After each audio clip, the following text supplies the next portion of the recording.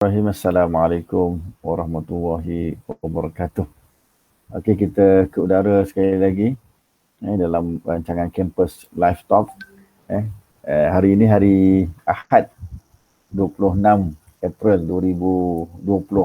Hari yang mengujikan kita semua kerana inilah Ramadan yang ketiga. Kita telah berpuasa, diizinkan oleh Allah SWT untuk puasa bertemu pada bulan Ramadan ni. Pasti Assalamualaikum warahmatullahi kita dapat sama-sama kita saudara sekali lagi dalam rancangan Campus. Okey, jadi hari ini saya Encik Izzuan Surami Ishak selaku moderator yang merupakan pengarah pusat jaringan komuniti dan juga kegiatan pelajar bersama dengan dua orang tokoh mahasiswa. Panel pertama kita saudara Azizi Rifai bin Azizan selaku timbalan setiausaha Bachelor of Finance Club. Apa khabar Azizi? Sihat Azizi? Sihat Cik Zuan, Alhamdulillah.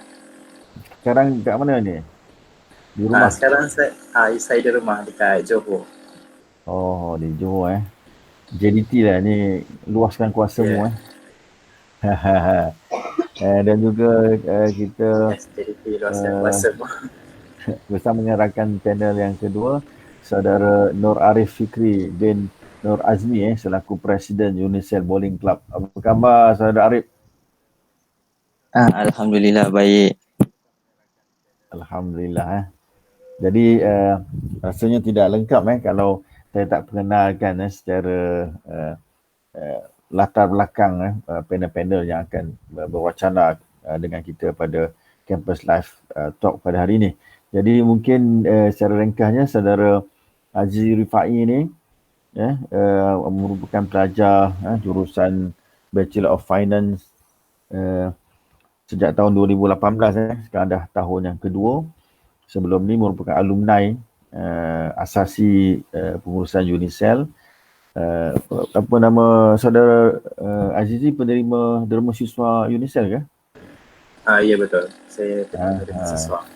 Okey, tahniah kerana ditawarkan derma siswa dan juga terus melanjutkan pengajian di Unicel. Kemudian beliau merupakan berpengalaman luas sebagai sebelum ini Presiden Majlis Perwakilan Kolej Kediaman Unicel Shah Alam. Sekarang sudah mantan okay. Dia pernah terlibat juga sebagai pengarah program Cash at Campus Talk, yang pernah menjadi bendahari dalam Majlis Perwakilan Pelajar ketika sekolah di SMK Baku Kuching. Azizi memang asal orang Kuching Tak, saya asal memang daripada Johor. Asal daripada Johor, tapi pernah menetap juga di Kuching? Ya, saya menetap di sana sebab mak ayah saya kerja kat sana. So sekarang ni sebagai timbalan setiausaha BFC. Timbalan setiausaha BFC. Organisasi pelajar. Baik, sekarang Rafi'i akan berkongsi dengan kita dalam tajuk PKP Perintah Kawalan Pergerakan. Sebelum itu saya akan perkenalkan panel kita yang kedua, saudara Nur Arif Fikri. Fikri dulu bersekolah di SMK Subang, Kampung Melayu Subang. Sekarang sambung pengajian dalam bidang yang sama dengan saudara Azizi, Bachelor of Finance, juga aktif di sekolah dalam acara pingpong di peringkat zon, Majlis Konsukan Daerah, kemudian wakil Unicel dalam acara 10 pin bowling di peringkat Majlis Perbandaran kita Selangor, juga merupakan esko sukan ini dia memang aktif sukan dalam Bachelor of Finance, sekarang merupakan Presiden Unicel Bowling Club dan juga banyak aktiviti yang terlibat di dalam kampus dan juga luar kampus. Jadi untuk pengetahuan semua, Campus Live Talk ini dibawa khas oleh inisiatif bersama Comnet dan juga Majlis Perwakilan Pelajar MPP Unicel Dan untuk makluman semua bahawa host bersama kita yang mengaturkan uh, AFD Live ni adalah saudara Aimi. Jadi terima kasih kepada saudara Aimi yang sentiasa setia berada di belakang tabir ini untuk membolehkan kita meneruskan wacana kita pada hari ini. Baik, kita nak terus kepada perbincangan kita pada pagi-pagi ini. Kita bincang santai-santai saja, boleh? Arif dan juga Azizi. Ya, boleh Cik Iswan, tak ada masalah.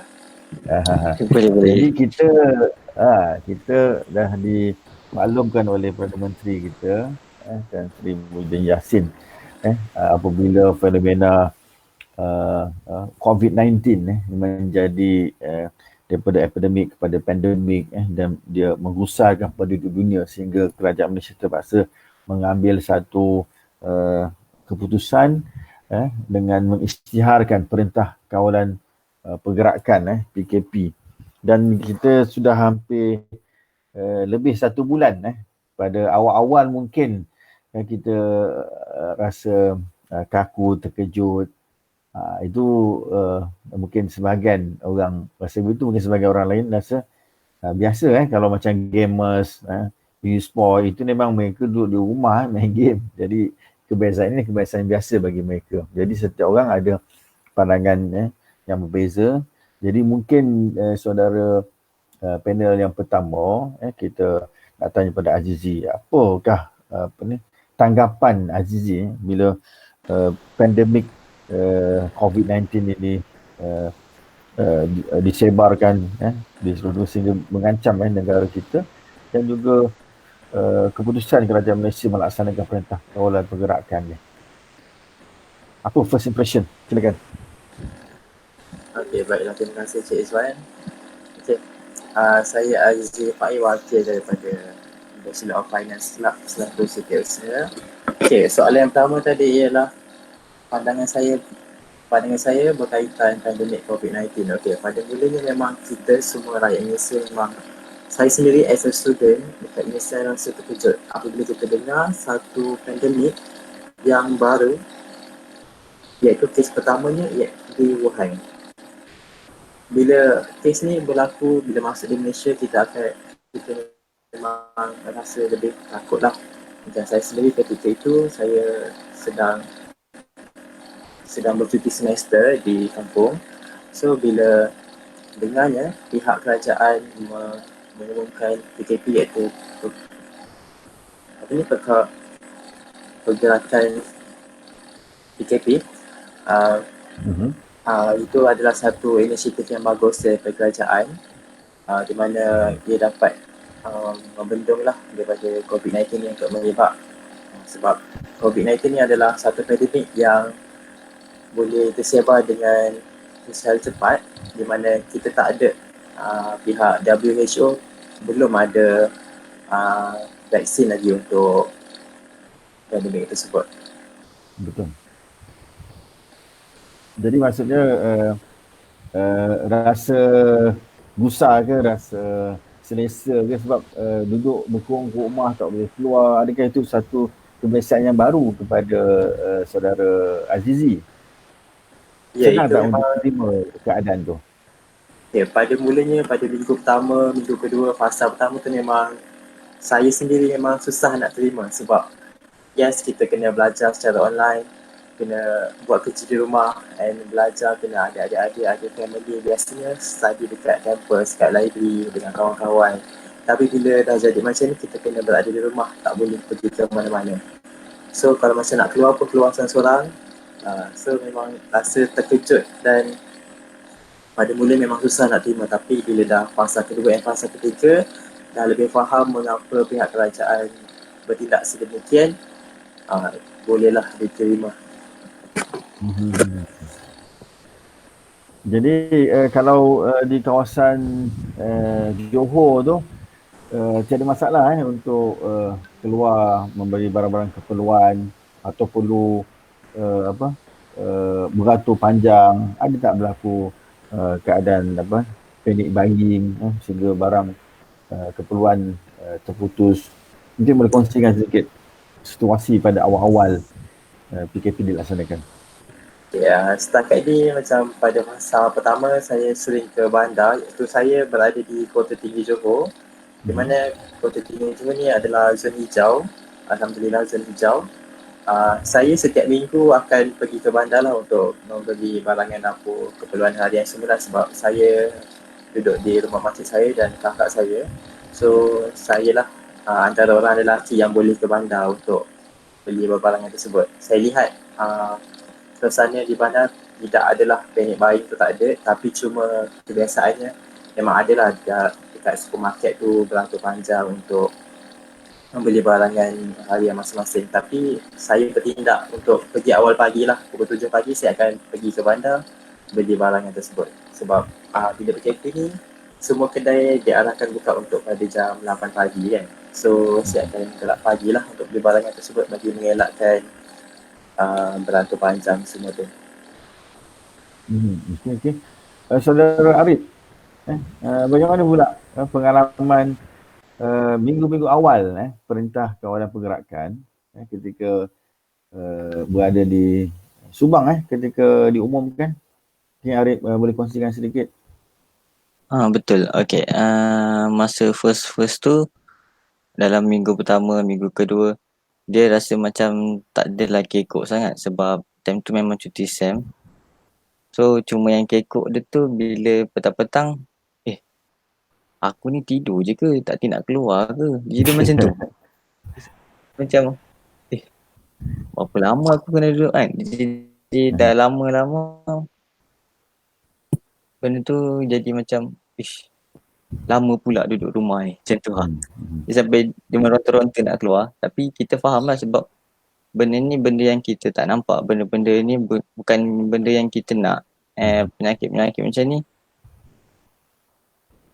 kalau denggi kita mungkin boleh nampak nyamuk Aedes, kita boleh nampak tempat pembiakan dia, macam tu.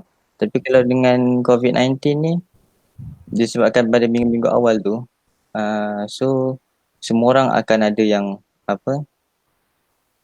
yang mana akan panic buying, dah akan panic buying, betul-betul panic buying punya, untuk sebulan punya fikir borong. Ada yang macam biasa-biasa, okey tak apalah, esok aku pergilah keluar beli, macam tu. So tu je lah, mostlynya duduk rumah tu, cuma yang kekok dia tu asyik tidur, makan. Saudara Arif, kalau dah hampir 1 bulan kita semua terkurung di dalam kediaman masing-masing, mungkin apa nama saudara Arif ada juga membuat tinjauan di dalam media sosial, IG, Facebook, Twitter ataupun dalam YouTube, ragam orang Malaysia ataupun mungkin rakan-rakan mahasiswa UNICEF sendiri, kalau boleh kongsikan sedikit ragam ketika musim PKP ni di rumah, mungkin ada yang buat workout ke, buat resepi ke, mungkin boleh kongsikan. Okey. Pada pendapat saya lah, sebab since daripada duduk rumah ni, PKP ni duduk rumah, so saya akan tengok social media, saya akan tengok YouTube, saya akan tengok Twitter lah, so dia ada macam-macam kerana, which is macam masa mula-mula PKP tu jadi pun, dia akan ada yang tak reti nak duduk rumah lah, ada yang lawan polis, ada yang langgar roadblock, ada yang langgar polis, macam-macam lah. Ada yang lepak kat kedai kopi macam biasa, macam tak ada apa-apa. Ada yang pergi pasar ramai-ramai dekat macam kes di Pulau Pinang tak silap saya. Ya. Dia pergi ke pasar secara beramai-ramai, macam alah relax lah, aku pergi pasar je pun, macam tu. Dia sampai jadi tahap macam tu. Tapi apa yang poin bagusnya tu, ada yang belajar memasak. Walaupun sebelum ni tak pernah ke dapur pun. Kalau ke dapur pun ambil. Kalau pergi ke dapur pun ambil lauk, okey dah pergi depan. Macam tu. Lepas tu ada yang dah start solat berjemaah, which is macam mungkin kita masing-masing ada komitmen masing-masing. Mungkin akan ada yang ada bisnes, akan ada yang belajar, akan ada yang bekerja. So nak solat berjemaah tu kata dia jadi macam satu halangan, sebab komitmen tadi tu. And yang paling best dan menarik apa yang kata apa daripada pandangan saya sendiri, ada yang buat challenge apa kaftan challenge. Yang orang lelaki pakai baju maknya, pakai baju kaftan. Ada yang buat dalgona coffee lah, dalgona Milo lah, dalgona syrup lah, atau macam-macam dalgona lah. Tapi yang paling best ni saya nak cerita pengalaman saya ni, ikut trend punya pasal. Okey lah, dalgona coffee ni kan. Okey. Lepas tu saya pergilah ambil kopi, pergi letak dalam mangkuk, gula apa semua macam biasa nak buat. Kacau. Ni kenapa tak jadi kan? Pelik juga kenapa tak jadi kopi ni. Orang lain buat elok je, pakai mixer lah, pakai apa sudu lah. Kacau apa pasal tak jadi ni kan? Pergi tanya mak. Saya cakap, ni kau ambil daripada mana? Itulah kopi kat atas tu. Lah itu sebut kopi memang dia tak jadi. Dah kacau. Itu yang nak kena tapis punya. Ni kacau. Berjam-jam kacau kan. Last. Tak boleh jadi ni kan. Kau nak buang berbazir pula. Dah letak banyak. Biar ambil tapis, buat air kopi ais. Macam-macam idea baru Macam-macam. Ikut trend dia. Kalau saudara Azizi pula, mungkin ada juga pengalaman ketika musim PKP dah sebulan duduk di rumah, mungkin rasa tekanan. Mungkin ada pengalaman peribadi ataupun rakan-rakan yang dikongsikan. Okay, pengalaman tu biasalah kita duduk rumah. Dan saya sendiri pun, saya memang jenis suka ke dapur, masak semua. Dan sebelum ni pun, sebenarnya kakak saya pregnant sebelum ni. Tapi sekarang dah bersalin lah, Alhamdulillah. Waktu PKP ni saya disambut dengan anak saudara yang pertama. Iaitu baby boy. Di mana pengalaman tu macam saya sendiri kena menjaga orang berpantang. Waktu PKP. Masak makanan orang berpantang, kena sediakan barangan baby, pergi ke bandar beli susu baby, masak untuk family juga. Macam dah 2 hari berpuasa ni, semalam Alhamdulillah saya dengan makcik saya kat dapur buat mie rebus lah, masak macam-macam lah untuk berpuasa kan.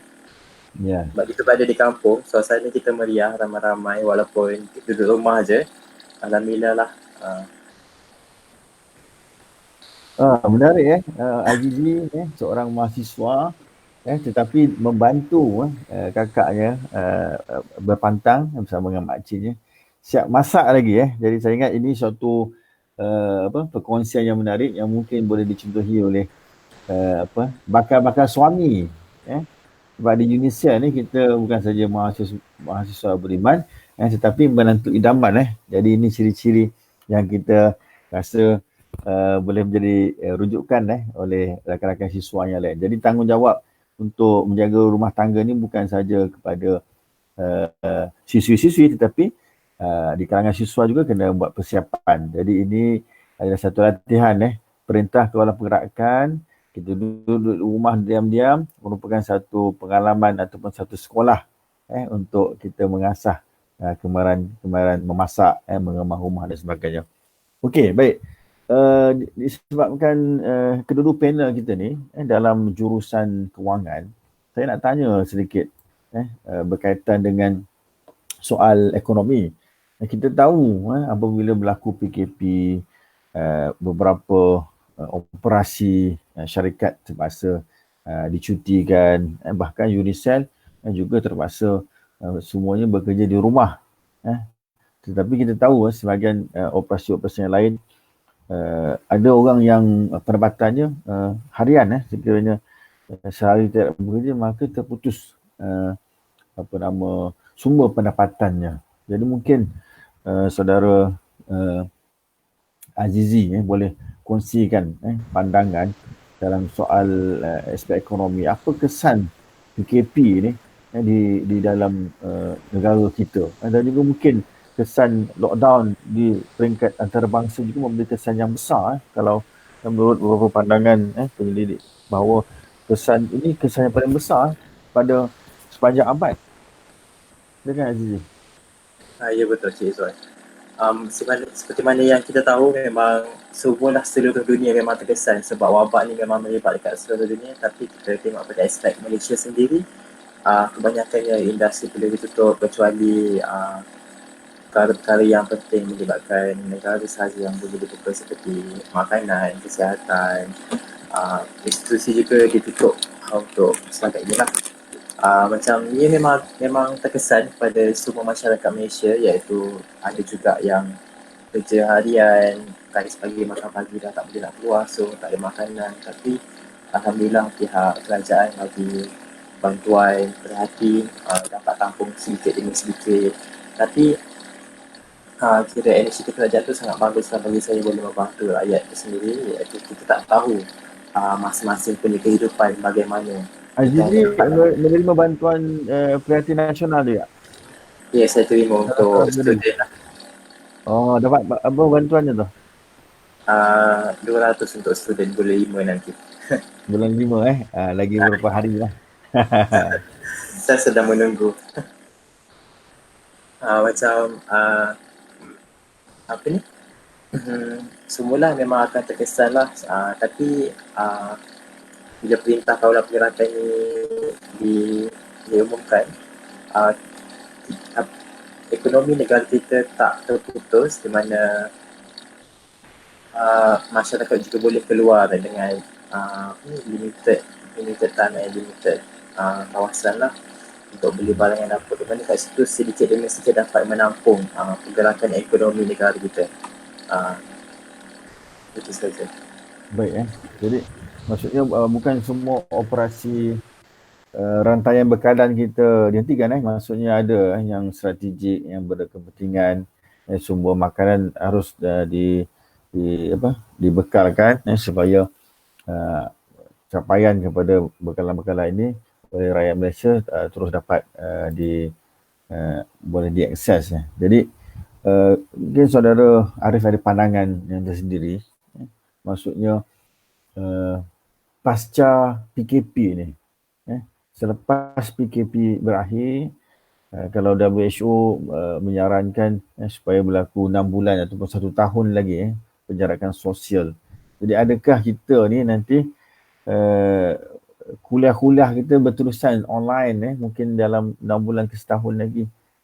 Jadi kalau hari raya kita dapat jangkakan raya online kita. Kalau tarawih ni mana tarawih di rumah masing-masing. Jadi mungkin boleh berikan pandangan dari segi sudut cabaran kita menghadapi menguruskan ekonomi. Mungkin ada alternatif apabila berlaku satu masalah ataupun kegagalan ekonomi, kadang-kadang ada muncul syarikat ataupun peluang-peluang baru yang meneroka potensi-potensi baru dalam soal ekonomi. Silakan Arif. Okey, bagi saya sendiri, sebenarnya PKP ni dia, walaupun kita rasa benda ni macam aku terkurung, aku kat rumah, aku tak boleh buat apa-apa, tapi sebenarnya dia memberi banyak hikmah lebih daripada keburukan.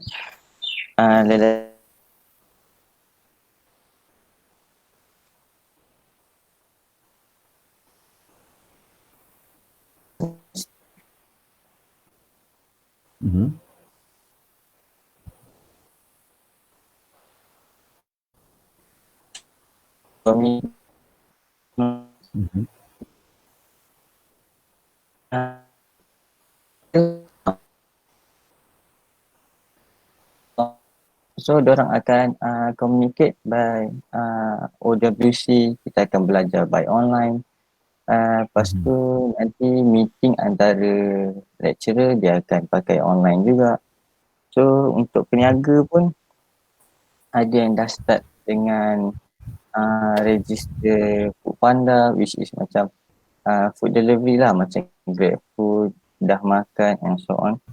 So benda tu sedikit sebanyak dia akan membesarkan skop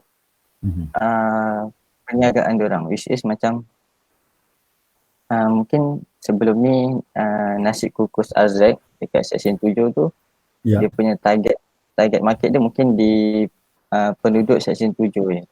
Contoh. So dengan benda tu dia akan jadi walk in, kita makan kat sana ataupun kita boleh take away lah. Tapi since daripada PKP ni, mungkin kedai tu akan dibuka tapi tak akan beri pengguna makan kat situ lah.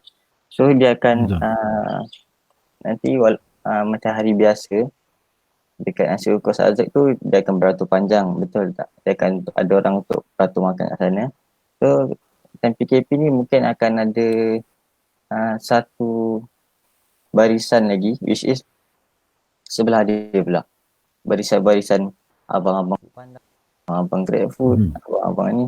So dia sebenarnya frontliner macam GrabFood ni apa semua, dia sangat membantulah dalam ekonomi dan memutuskan rantaian COVID-19 ni lah. So ada juga perniagaan yang upah rider sendiri. Sebagai contoh kedai makcik saya lah, kedai makcik saya dia tak pakai GrabFood, dia tak pakai Foodpanda sebab bagi macam mana, bagi dia lah, bukan bagi saya, bagi dia benda tu macam rumit lah sebab nak kena dokumen and kena register and so on. But kalau dia pakai je macam rider-rider yang biasa, dia dah dapat jimat apa semua. And sebenarnya PKP ni dia banyak mengajar tentang online lah, online teaching. Walaupun sebelum ni kita tak fikir pun nak buat. Mungkin kita pernah terfikir, cuma kita tak tahu bila nak buat. Tiba-tiba jadinya suatu wabak ni, dan time tu lah kita kena buat. Kau dah tak ada apa namanya, dah tak ada pilihan, nak tak nak kena buat, macam tu. So benda ni bagi saya sendirilah daripada mahasiswa, saya mencadangkan bahawa semua macam pensyarah, mahasiswa dan semua yang terlibat dalam pekerjaan ataupun perniagaan ataupun pengajaran, kita dah boleh start ubah daripada offline ke online, which is macam yang saya cakap tadi tu, kita tak tahu mungkin benda ni sekarang ni, tapi kita tak tahu mungkin dalam 3 minggu lagi tiba-tiba jangkitan tu jadi lagi, so kita kena berkurung ke ataupun kita kena total lockdown. So benda ni nak kita kena buat, kita kena praktikkan, and kita tak tahu mungkin dalam 2-3 tahun lagi mungkin akan ada wabak baru, kita tak tahu sebab manusia sekarang dah ada macam-macam, dah makanan pun diorang makan macam-macam, and kebersihan tu paling penting lah. So tu je lah kot saya rasa.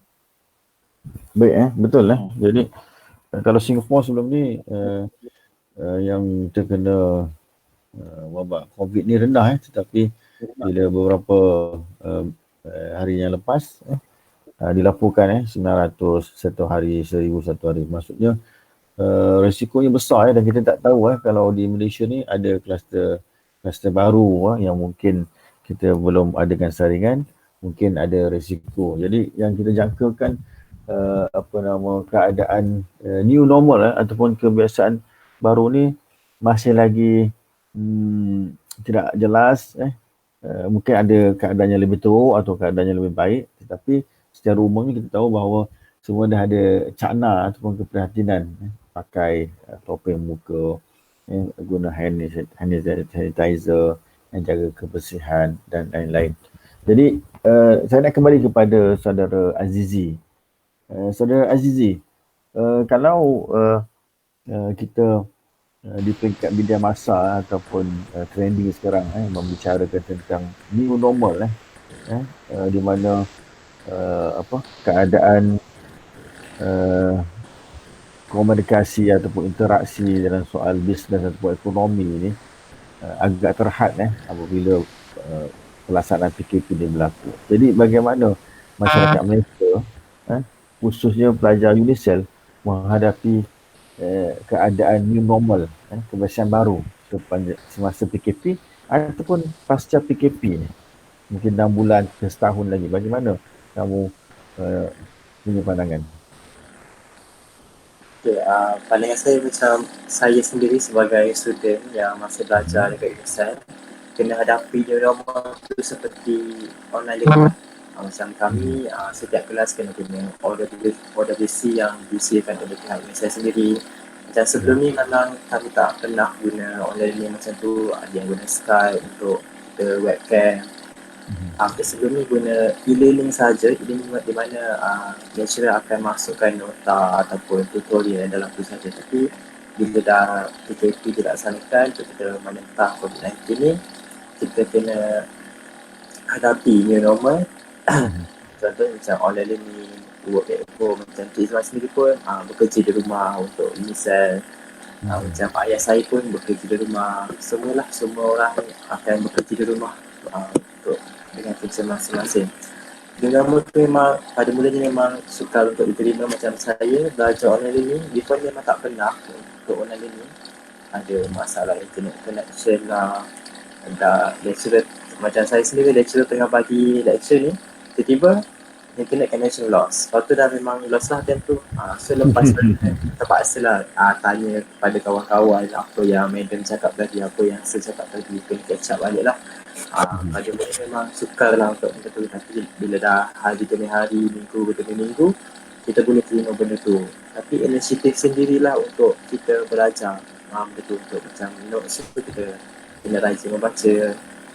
Macam kita nak tanya lecturer hari-hari pun mungkin terbatas juga, sebab bila kita kena faham masing-masing ada komitmen masing-masing. Macam lecturer pun kalau macam tak kisahlah lelaki perempuan, bila nanti rumah ni, bila ada anak-anak nak kena memasak, nak kena jaga anak-anak, nak kena kemas rumah, kerja kita macam banyak. Macam sebelum ni waktu office hour pergi kerja 8 pagi balik 5 petang, balik office saja. Tapi sekarang kita kena berada di rumah sepanjang hari setiap masa selama PKP dilaksanakan. Macam untuk pasca PKP pun kita kena bersedia lah, di mana kita kena bersedia yang terima apa sahaja tindakan kerajaan yang akan diumumkan. Mungkin kemungkinan PKP dilanjutkan ke ataupun dibatalkan, kita kena sedia menghadapi benda tu. So kita kena sentiasa waspadalah untuk limitkan kita punya pergerakan, untuk sentiasa berada di rumah. Okey, baik. Saudara Arif, bagaimana saudara Arif melihat pasca PKP? Mungkin saudara Arif ada pandangan yang dijangkakan 6 bulan ataupun 1 tahun ke hadapan selepas tamat PKP ni.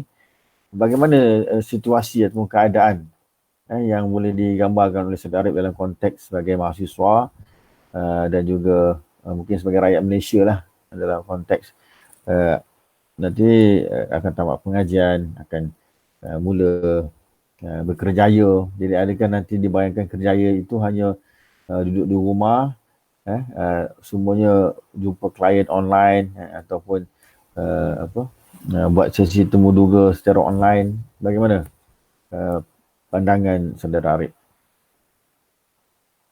Okey, bagi saya sendiri, new normal ni dia jadi macam kehidupan, macam dia ibarat kita daripada rumah flat kita pindah ke rumah teres. Dia jadi macam baru, macam aku nak masuk rumah, aku kena jalan ke 5 nama dulu baru kita boleh masuk rumah. Contoh. Tapi bila rumah teres kita straight away boleh terus masuk. Dia jadi macam tu. Mungkin selepas ni dia akan jadi macam tu. Which is dia akan dia akan merubah kita punya rutin lah. Sebagai contoh, kalau sebelum ni kita kena selalu makan tu. Mungkin setengah orang dia punya mindset, okey lah, minggu ni aku ada duit lebih sikit, kita makan kat luar lah. Tapi selepas ni mungkin kita dah kena ubah. Mungkin kita kena jadi macam Okey, ayah boleh tolong pergi belikan daging, ikan atau ayam di pasar raya, and nanti balik maghrib kita buat BBQ. Contoh macam tu. So macam tu lah. Dia jadi macam mungkin kita akan buat makan-makan tapi kita akan buat daripada rumah saja. Mungkin kita akan shell out daripada rumah saja, kita akan buat BBQ daripada rumah saja. So bagi saya sendiri, apa yang kerajaan buat ni, walaupun setengah orang berfikiran macam lama pula kerajaan ni kurung aku kat rumah, macam tu.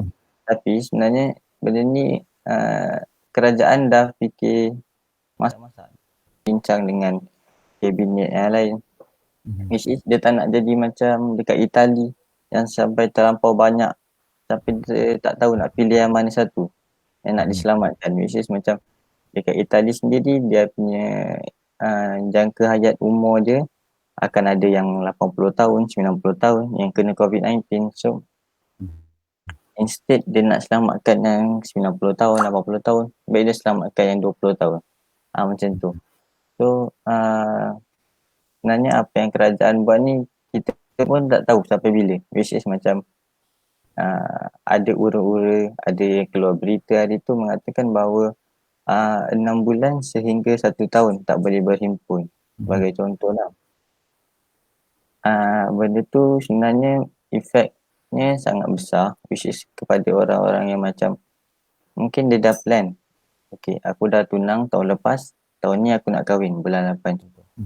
And benda tu jadi terbatas sebab kita tak dapat nak buat secara besar-besaran macam sebelum ni.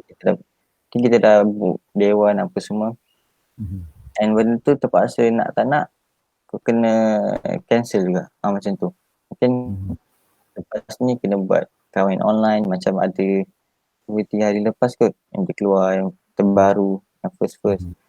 And benda tu saya tak jangkakan pun dia akan bagi dalam 6 bulan hingga 1 tahun, mungkin akan lebih daripada tu. Selagi dekat seluruh macam mana, di sekeliling Malaysia, selagi benda tu tidak surut ataupun berkurangan ataupun tak ada vaksin atau pencegahan yang betul-betul serius, lagi itulah Malaysia akan lanjutkan PKP ni sebab dia tahu rakyat Malaysia ni satunya memang degil, memang susah nak dengar cakap. Nak pula kalau dia bagi keluar, contohlah kalau hari ni habis PKP, esok dia bagi kelonggaran untuk keluar 2 orang, tapi keluarnya jadi 6 orang nanti. So kita tak nak jadi macam tu. So sebab itulah kerajaan ni masih ketatkan lagi undang-undang dan cuba apa yang terbaik lah, apa yang mereka rasa mereka boleh buat untuk rakyat-rakyat Malaysia semua. Baik, jadi kalau laporan yang disediakan oleh KKM melaporkan semalam lebih kurang 51 kes baru yang jumlah keseluruhan 5,742 dan jumlah kematian 98 jumlah terkini. Jadi tetapi yang sembuh juga ramai 3,762, hampir 50% lebih. Jadi menunjukkan bahawa kaedah pengurusan COVID-19 di Malaysia ni agak keharapan, sehingga pihak WHO juga memuji Ketua Pengarah KKM yang berjaya membendung atau kita nak memutuskan rantaian COVID-19 ni. Jadi Saudara Azizi, mungkin Saudara Azizi boleh berikan beberapa saranan ataupun cadangan, atau mungkin BFC sendiri ada juga program-program yang dirancang sepanjang PKP ni yang boleh dilakukan, lagi-lagi kalau pelajar finance, apa sure yang patut dilakukan di rumah. Mungkin ada laman web tertentu yang boleh diakses ataupun ada aplikasi yang boleh dimuat turun yang boleh diberi manfaat kepada rakan-rakan di luar sana. Okay, macam saya sendiri pada DFC, pada Silap Finance Lab kami pada fasa kedua ada juga membuat satu program iaitu di mana kami membuat work chain untuk memberi support kepada penang lainnya semua. Walaupun benda yang kami buat tu nampak kecil tapi ia memberi impact yang besar lah untuk memberi semangat kepada penang lainnya kita, iaitu kepada doktor, kepada nurse yang dekat dengan pesakit tersebut lah. Macam ada juga macam NDP juga ada buat program visual kepada student-student, iaitu menjaga kebajikan student yang terperangkap dekat kampus. BSC sendiri pun ada juga memberi pertolongan sedikit lah kepada NDP.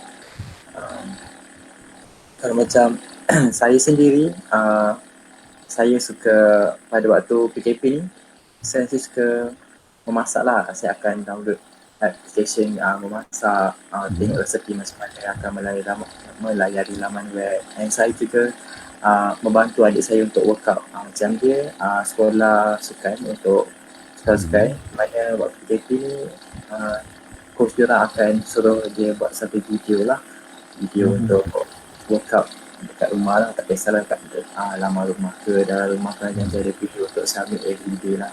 Macam Adik saya juga terlibat dengan sukan apa Aziz? bola sepak. Oh, okey. So setiap hari kena buat workout berapa lama? Minimum dalam 15 minutes macam tu dia. Maksimum tak kisah berapa lah, ikut kemampuan masing-masing. So saya akan tolong dia untuk ikut video workout dia dan tengok YouTube macam mana workout yang boleh dipelbagaikan untuk bola sepak sendirilah. Tadi Azizi kongsikan banyak percubaan eksperimen resipi-resipi baru. Kalau boleh kongsikan berapa banyak eksperimen resipi baru yang telah dicuba Azizi?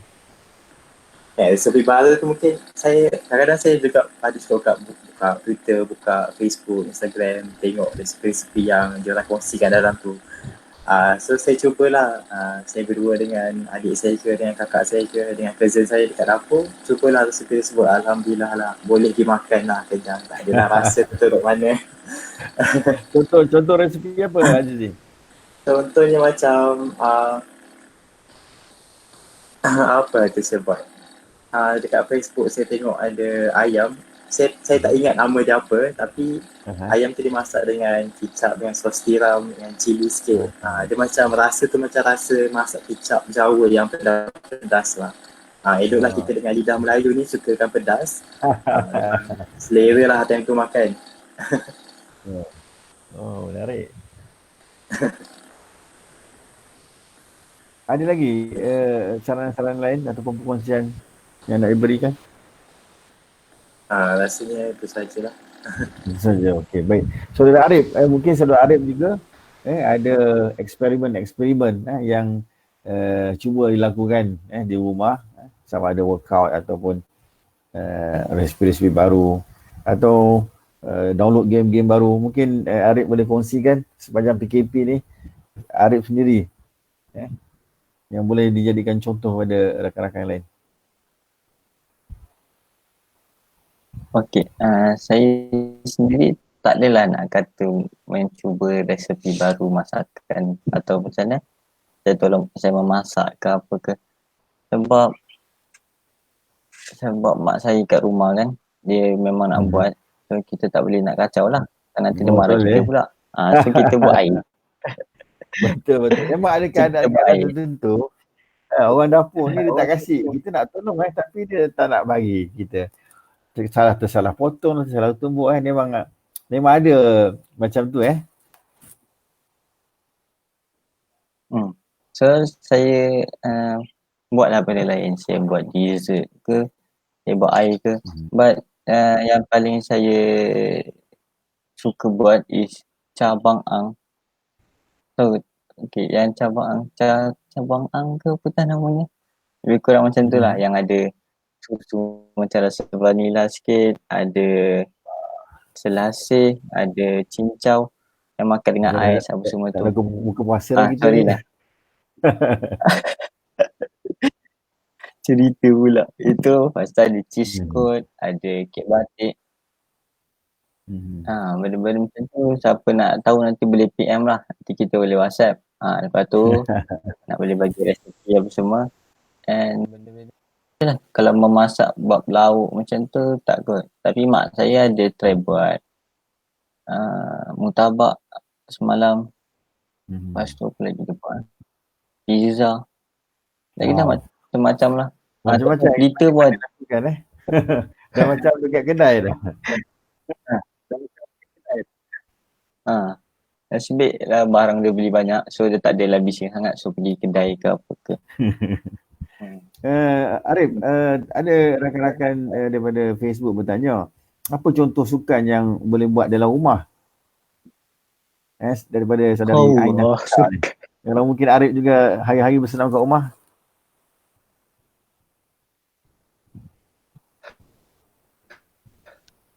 Bukan okey lah. Kalau kat rumah, ni pendapat saya lah apa yang saya tahu. Yang pertama, e-sukan. E-sukan which is e-sport lah. Boleh main game. Itu of course. Kita kat luar pun kita main game. Kat dalam rumah pun lagi. Macam tu. Yang kedua mungkin. Itu senaman jari lah tu. Senaman jari, betul. Senaman jari, senaman minda. Macam mana nak menang? Macam tu. Lepas tu, daripada segi sukan lain, mungkin kita boleh buat dalam macam workout lah. Macam skipping, kita boleh buat dalam. Mungkin kita boleh tunjukkan macam warm up tutorial. Kita boleh tunjukkan tutorial exercise untuk orang yang injured dekat lutut. Benda-benda tu semua ada dekat YouTube, ada dekat Instagram. Dan kita boleh belajar and kita improvisekan untuk supaya semua orang boleh faham lah. Sebab mungkin dekat YouTube tu ada yang cakap bahasa Jerman lah, ada yang cakap bahasa Perancis lah. Kita ni orang Melayu kan, kita tak berapa nak faham, kita nak senang. Kalau kita dah dengar Perancis, next lah video. Kita tak jadi dengar walaupun kita tahu benda tu berguna, tapi kita punya sentiment, kita punya mentality tu, okay, kalau bahasa Melayu lagi senang aku nak faham. Macam tu. So kita sendirilah kena ambil inisiatif tu, kita kena improvisekan untuk orang-orang yang macam mungkin dia nak ambil senang ataupun mungkin caranya memang macam tu. Mungkin dia faham terms-terms macam ACL tu dalam bahasa Melayu dia mungkin dia cakap terkoyak ligamen lutut. Contoh. Mungkin dia punya terms kefahaman dia macam tu. So kita kena improvisekan lah untuk mereka-mereka yang macam ni. And program macam tu pun ada yang dibincangkan di kelab saya. Tapi pelaksanaan tu tak buat lagi lah. Cuma baru bincang macam tu je. So tu je lah. Secara rumusan dia, e-sport tu dengan workout. So maksudnya perlu lebih ramai netizen ataupun rakan-rakan siswa kita untuk menghasilkan digital content dalam bahasa Melayu. Sebab kalau di YouTube tu banyak dalam bahasa Inggeris atau bahasa-bahasa yang lain. Jadi ini peluang kita. Ada soalan saya nak tunjukkan kepada saudara Azizi berkaitan dengan soalan boleh minta tips belajar sepanjang PKP ni. Ini dah masuk minggu ketiga dan minggu depan dah minggu keempat, dah sebulan lah. Jadi mungkin Azizi boleh sharekan soalan daripada Adam Shah ni. Macam mana nak belajar ni masa PKP ni? Okay. Macam pengalaman pandangan saya sendiri, saya belajar waktu PKP ni kena pandai lah bagi masa.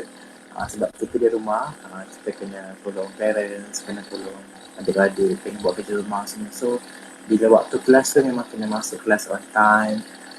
Biasalah bangun pagi, lepas subuh tu memang kena terus study. Macam biasalah.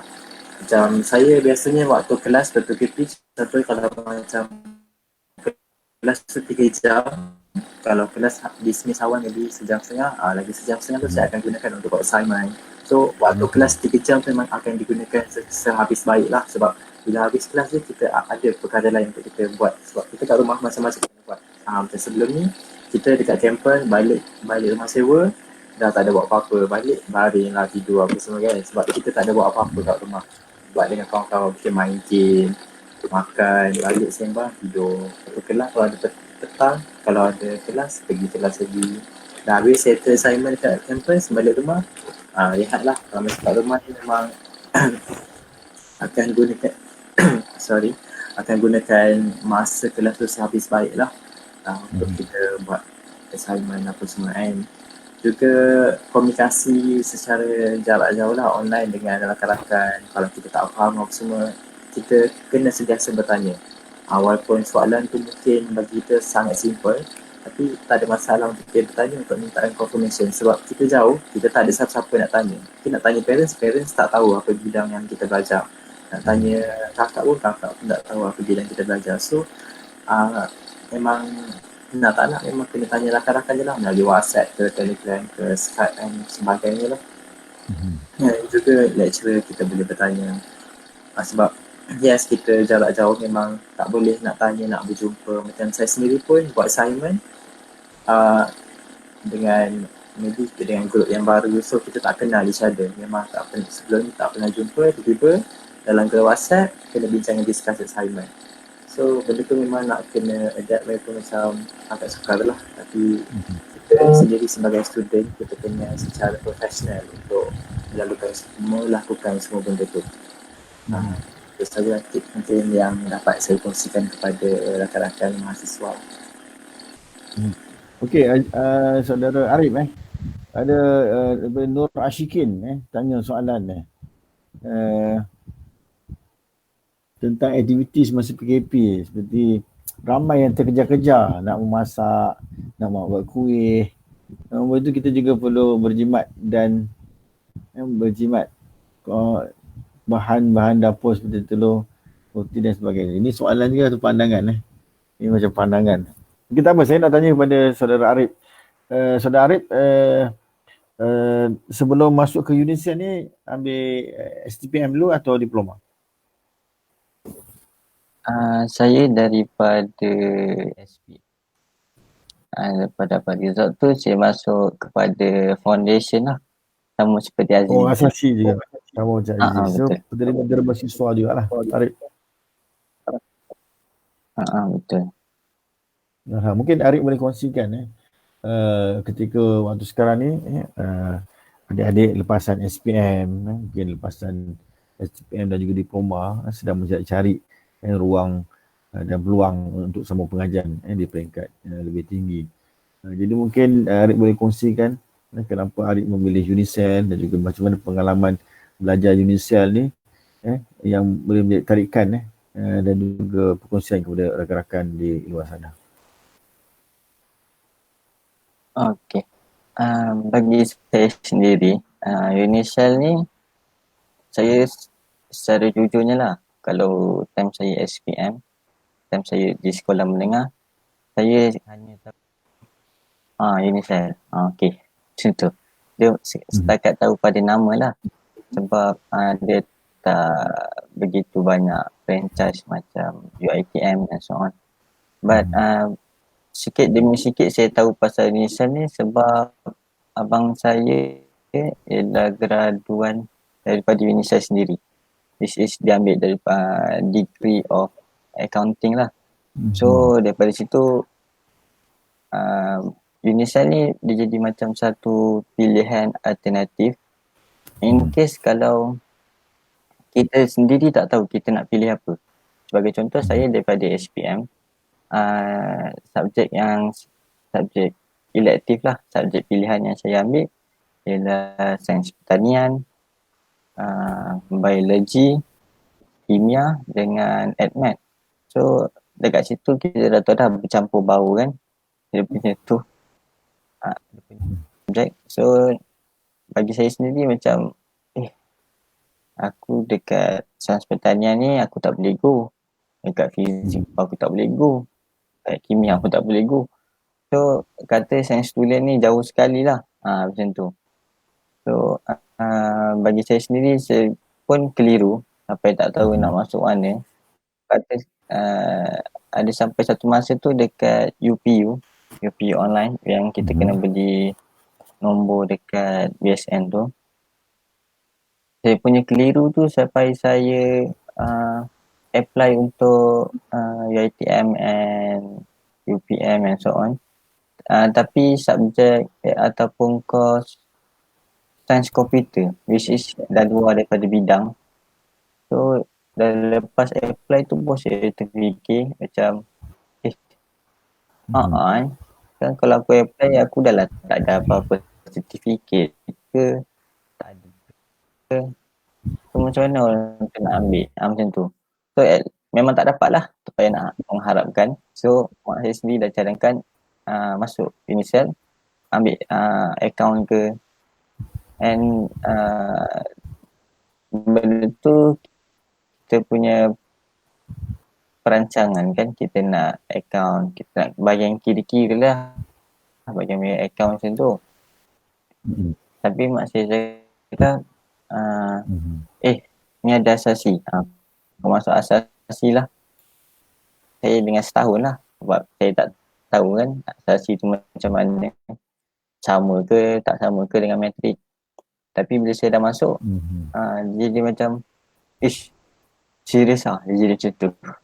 Dia jadi macam membuka mata baru lah, kita membuka skop kita yang lebih besar. Which is sebenarnya asasi ni setengah orang akan macam asasi ni tak nak lah, dia punya kerja dia 24 jam kau kena belajar. Tak, dia sebenarnya mau tu macam santai, macam kau pergi sekolah, kau balik sekolah macam tu. Cuma tak adalah dalam masa satu hari tu, mungkin kelas je lah macam tu. So time saya belajar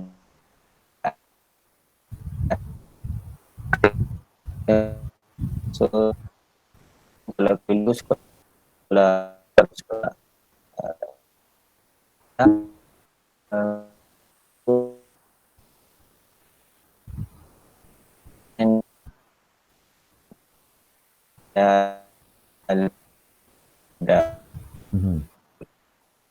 Ya. Tahu itu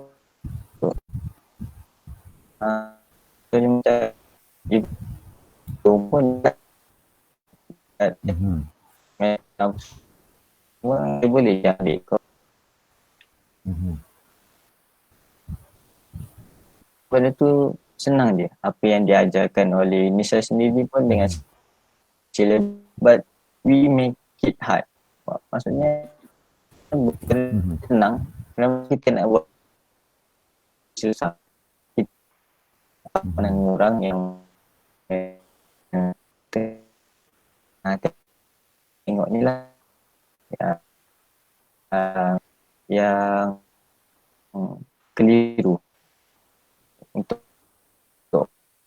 misal ni dia bukan dia nak cakap kau pilih misal kau tak bagus, kau pilih ni kau tak bagus. Sebenarnya kalau kau pilih UiTM pun, kalau kau belajar main-main sama je. So pilih je misal. Macam tu lah. Nak kata senang pun senang, access pun ada macam-macam. Kita ada Tinggal daripada diri bas percuma, bas langurku.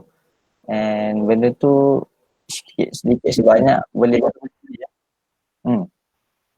sedikit sebanyak dia membantulah mahasiswa-mahasiswa yang mungkin tak berkemampuan, mungkin tahu, cuma kita tinggal nak guna je. Macam tu. Tapi saya sendiri, mak saya dah belikan motor. So saya ke mana-mana naik motor lah. Okay, menarik perkongsian oleh saudara Arif tu. Untuk saudara Azizi juga merupakan pelajar alumni asasi. Mungkin boleh kongsikan sedikit kenapa memilih Unicell dan juga kenapa pelajar lepasan SPM juga boleh bersama-sama dengan Unicell untuk meneruskan pengajian. Okay, macam saya sendiri pun pada selepas habis SPM tu, saya sendiri buntu untuk aku nak masuk belajar kat mana. Memang plan, target tu memang aku kena capai. Untuk setakat ni aku kena ada degree kat tangan aku. So Lepas dari SPM tu saya buat research lah universiti mana yang ada tawarkan course finance ke course yang berkaitan yang saya minat lah. Macam saya sendiri memang setengah tampat saya memang minat dengan matematik. So saya plan, okay, habis SPM saya nak ambil course yang berkaitan financing, so berkaitan kewangan. Sebab mungkin pada masa tu saya mungkin pemikiran belum terbuka luas lagi, sebab bila saya fikir finance, saya fikir duit. Sebab yes, kita hidup memerlukan duit. Duit memang digunakan untuk segala-galanya. Tapi bila saya buat research dekat Google, saya baca artikel, saya baca jurnal, finance ni bukan hanya berkaitan dengan duit saja. Yes, duit, tapi dia ada banyak cabang. Ada investment, ada risk, ada pelbagai lah yang kami baca. Macam saya sendiri lepas SPM tu saya apply. Memang saya banyak apply mana-mana universiti. Saya tak kisahlah saya punya requirement tu cukup ke tidak untuk apply apa-apa universiti tu. Macam saya sendiri pun ada juga apply untuk UPU. Saya fikir masa tu saya mohon Unicef dan tu malam. Saya mohon online malam. Saya seorang kat rumah. Saya seorang kat ruang tamu, saya mohon online, time tu juga dapat. Saya macam alhamdulillah lah dapat. Tapi saya tanya pada mak ayah saya, dia kata tunggu UPU dulu macam mana. Mungkin masuk UiTM, masuk UiTM. Bila UPU keluar, saya dapat juga UiTM dekat Sarawak lah, dekat Mekah, iaitu bidang bisnes, diploma 2 tahun setengah. Saya fikir aku nak kena ada degree dalam tangan, so aku nak kena jimat masa. Kalau aku lambat habis belajar, bila aku nak kerja, kita lelaki banyak tanggungan apa semua kan, nanti akan datang tanggungjawab semua.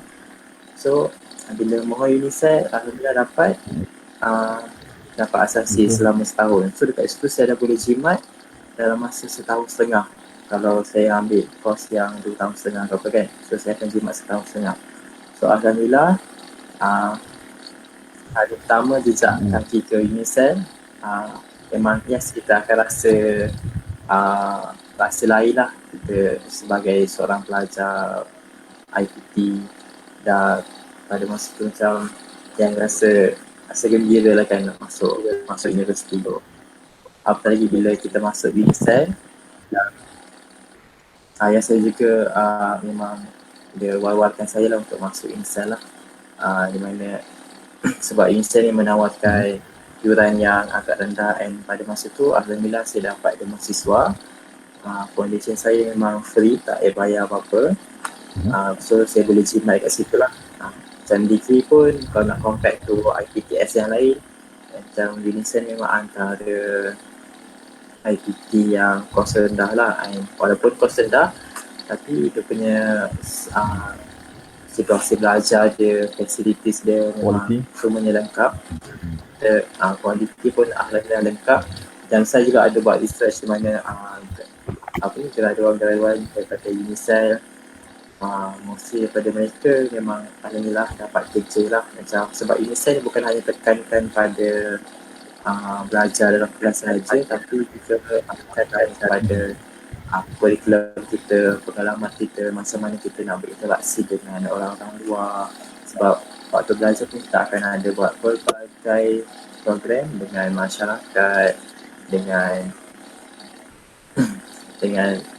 semua orang lah. Sebab kita nakkan pengalaman tu. Sebab bayangkan kalau kita graduate nanti, kita ada CGPA yang tinggi, iaitu 3.8 ke 3.9 mungkin, ataupun 4 flat juga.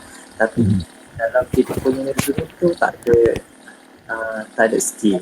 Macam kita punya teamwork skill, kita punya leadership skill, skill untuk kita gunakan dengan komputer, skill untuk kita berkomunikasi dengan orang. So kalau macam musim itu hanya ada CGPA 4 flat, tapi kita tak ada skills, kita tak boleh nak communicate dengan orang, kita tak ada leadership. Sebab akan datang mungkin bekerja, kita kena banyak berkomunikasi, kita kena banyak bekerja luar, bukan sahaja duduk dekat office menghadap laptop seharian tak. Sebab kita kena asah bakat kita pada tu. So UNISA ni antara cabang yang sangat bagus lah untuk ada masuk. Sebab yang saya cakap tadi itulah. Dan Alhamdulillah setakat ini memang saya seronok lah, gembira belajar dekat UNISA dengan ada rakan-rakan, dengan lecturer yang sangat bagus, staff yang sangat friendly. Memang kita, walaupun kita dengan lecturer, tapi kita kadang-kadang kita rasa dengan kawan-kawan, tapi kita kena pandailah jaga tahap limit tu. Kita antara kita sebagai mahasiswa, kita ada limit kita sendiri. Lecturer pun sebagai staff ada limit dia sendiri. Tapi kadang-kadang kita rasakan benda tu macam seronok belajar dekat UNISA ni. Dengan suasana yang kondisi, fasiliti memang cukup semua. Tapi pun ada, setahu saya dia tak ada, dekat Malaysia ni ada dua kampus besar, iaitu UNISA dengan Universiti Jaya, dan kita juga ada business school dekat Petaling Jaya, kalau tak silap saya. Macam kita pada sukan untuk student, sukan semua. So alhamdulillah lah, setakat ni saya belajar memang Tapi kalau macam nak kira masalah tu, macam masalah tu mana-mana kita pergi pun memang tetap akan ada masalah. So kita kena pandai, kita bijak gunakan minda untuk kita selesaikan masalah tu. Macam tadi saya setuju dengan Adel Arif, kalau masa kita campak kat mana-mana pun, kalau kita sendiri tak ambil inisiatif untuk study, memang kita tak boleh nak study. Itulah. Itu saja. Baik, jadi kalau perkongsian Arif dan juga Azizi tadi gambar dengan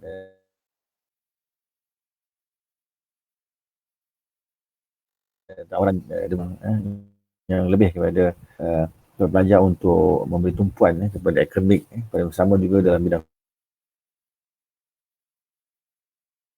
kurikulum, dibangunkan potensi karakter building tersebut.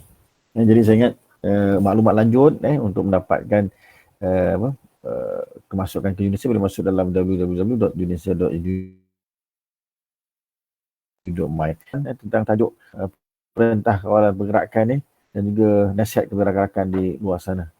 Silakan Arif. Okey, ni mungkin kata-kata akhir lah daripada saya sendiri. This is sebenarnya PKP ni, jangan PKP ni sebagai benda yang buruk. Sebenarnya pandanglah PKP ni sebagai benda yang baik. Contoh macam kalau kita pandang cikgu, kita pandang kepada pensyarah, PKP ni merupakan salah satu benda yang akan mengajar kita lah, which is dia akan bagi kita masa berehat, sebab kita dah terlampau bekerja terlalu lama, kita belajar terlalu lama tanpa rehat.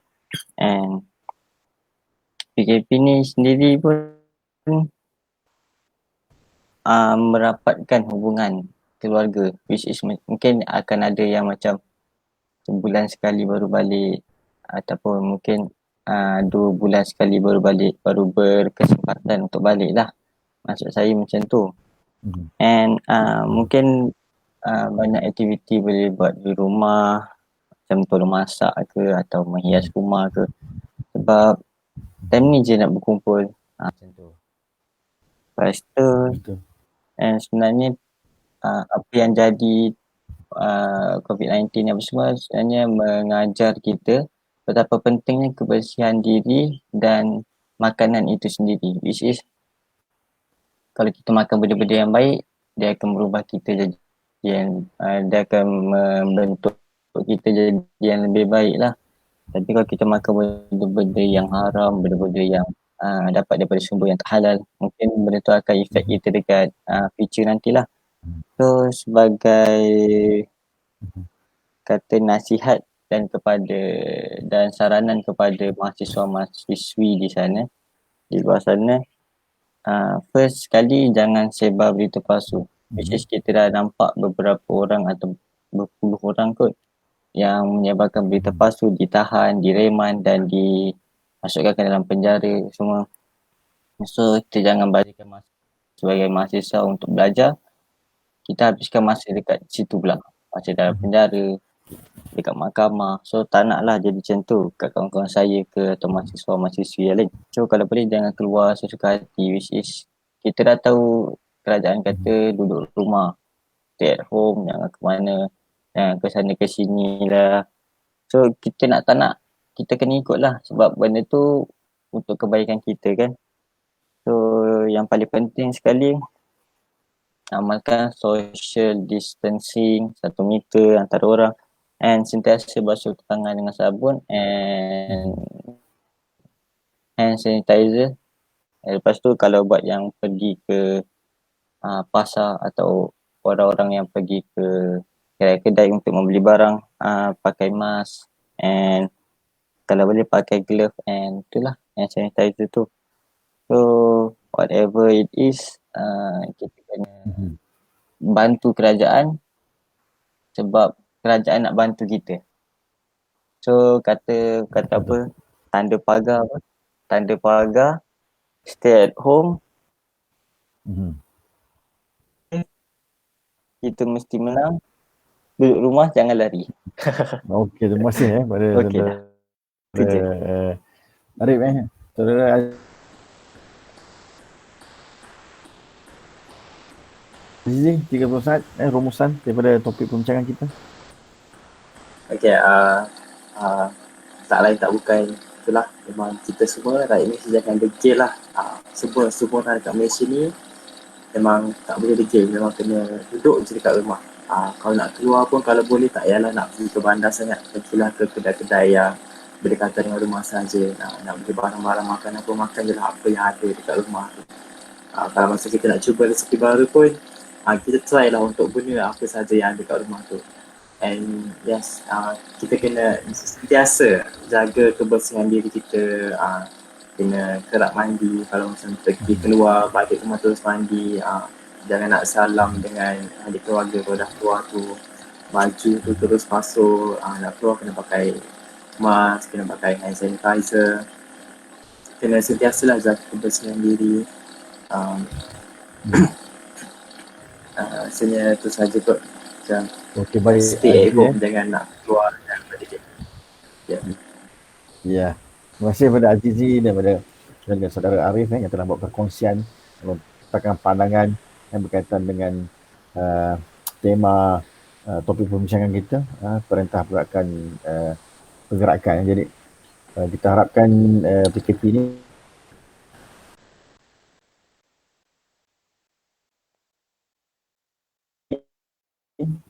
kalau dilanjut kita spiritual, manfaatkan kesempatan ahli keluarga dan insya-Allah kita terus lawan sampai menang COVID-19 ni. Terima kasih kepada semua yang sudah mengikuti rancangan Campus Live Talk. Terus ikuti siri-siri pada malam dan sehingga 28 hari bulan ni. Terima kasih. Sekali lagi saya ucapkan Assalamualaikum warahmatullahi wabarakatuh. Terima kasih Azizi dan juga Arif. Bye-bye.